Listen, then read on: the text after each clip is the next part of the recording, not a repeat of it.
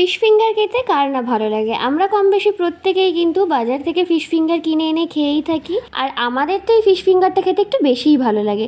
তাই ভাবলাম আজকে সবার জন্য বাড়িতেই এটা তৈরি করে নেওয়া যাক। মাছগুলোকে বাজার থেকে আগে থেকেই এরকম লম্বা লম্বা করে কেটে নিয়ে আসা হয়েছিল।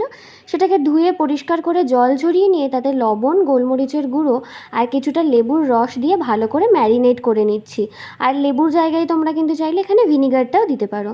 দিয়ে এই ম্যারিনেশনটাকে কিছুক্ষণের জন্য কিন্তু রেখে দেবো। আধ ঘন্টা মতো রেখে দেওয়ার পরে এবার আমি এর মধ্যে একে একে দিয়ে দিলাম 2-3 চামচের মতো ধনেপাতা বাটা, 2 চামচের মতো পুদিনা পাতা বাটা, কাঁচা লঙ্কা বাটা, তার সাথে 2 চামচের মতো পেঁয়াজ বাটা, আদা বাটা আর তার সাথে রসুন বাটা। আর এই মশলাগুলো চাইলে তোমরা একেবারে মিক্সিতে দিয়েও কিন্তু একটা পেস্ট করে নিতে পারো।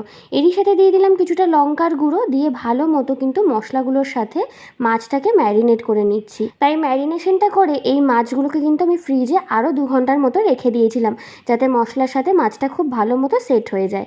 এবার 2 ঘন্টা পরে মাছটাকে ফ্রিজ থেকে বের করে নিয়ে এসেছি। আর এদিকে একটা বাটির মধ্যে নিয়ে নিলাম 3টে ডিম।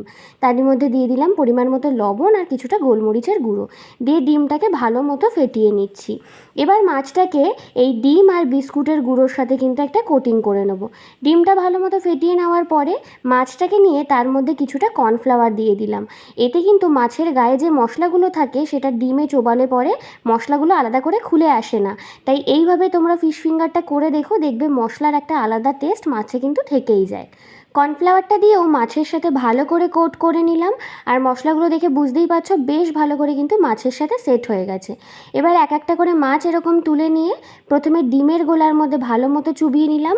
আর একটু খেয়াল করে দেখো, একদমই কিন্তু ডিমের গোলার মধ্যে মশলাটা বেরিয়ে আসেনি, মাছের সাথেই পুরোটা লেগে আছে। এবার শুকনো হাতে ব্রেড ক্রাম্বসের কোটিং করে নিলাম। আর ঠিক এইভাবে চেপে চেপে মাছের মধ্যে একটা শেপ দিয়ে নিলাম। আমি ডবল কোটিং করছি যাতে টেস্টটা বেশি ভালো আসে, একটু ক্রিস্পি হয় ওপরটা। তোমরা চাইলে সিঙ্গেল কোটিংও করতে পারো। আবারও ডিমে চুবিয়ে নিয়ে ব্রেড ক্রাম্বসের কোটিং করে নিচ্ছি। আর এই রকমভাবে মাছটাকে কোটিং করে নিয়ে সমস্তটা রেডি করে নেব। আর এই সমস্ত মাছগুলোকে রেডি করেও কিন্তু কিছুক্ষণের জন্য রেখে দিতে হয়, তাতে ব্রেড ক্রাম্বসের কোটিংটাও বেশ ভালো মতো সেট হয়ে যায়। আমি একে একে এইভাবে সমস্তটা গড়ে নিয়েছিলাম আর কিছুক্ষণ রেখেও দিয়েছিলাম। এবার কড়াইতে তেল গরম করে এক একটা ফিঙ্গার এইভাবে তেলের মধ্যে ছেড়ে দিলাম। আর দুদিকটাকে মিডিয়াম টু লো ফ্লেমে রেখেই উল্টে পাল্টে বেশ লাল লাল করে কিন্তু ভেজে নিয়েছি। ফিশ ফিঙ্গারগুলো অবশ্যই হাতে একটু সময় নিয়ে ভাজতে হবে, নইলে কিন্তু ভেতরের মাছটা কাঁচা থেকে যাবে। চারিদিকটা বেশ ভালো মতো ক্রিস্পি হয়ে আসলে পরে একদম লাল লাল হয়ে আসলে এই রেসিপিটা কিন্তু একদম তৈরি। এই রকমভাবে আমার বলা প্রসেসে কিন্তু তোমরা বাড়িতে একবার করে দেখতে পারো, একদম দোকানের মতো খেতে হয়। দুদিকটা বেশ ভালো মতো লাল লাল করে ভাজা হয়ে গেছে। এবার আমি এক এক করে তেল থেকে তুলে নিলাম। কাসুন্দি, টমেটো কেচাপ বা যে কোনো পছন্দের ডিপের সাথে কিন্তু তোমরা এটা সার্ভ করে দিতে পারো। আমি এখানে কাসুন্দি আর তার সাথে কিছুটা টমেটো কেচাপের সাথে সার্ভ করেছিলাম। আর তার সাথে দিয়েছিলাম কিছুটা পেঁয়াজ কুচি। দুর্দান্ত লাগে, একদমই মনে হয় না যে বাড়িতে তৈরি, পুরো মনে হবে তোমরা দোকান থেকেই কিনে নিয়ে এসছো। আজকের ভিডিওটা তাহলে এই পর্যন্তই। ভিডিওটা ভালো লাগলে একটা লাইক করে দিও, চ্যানেলটাকে সাবস্ক্রাইব করে দিও। আর ফেসবুক পেজ থেকে দেখলে পেজটাও কিন্তু ফলো করতে একদম ভুলো না।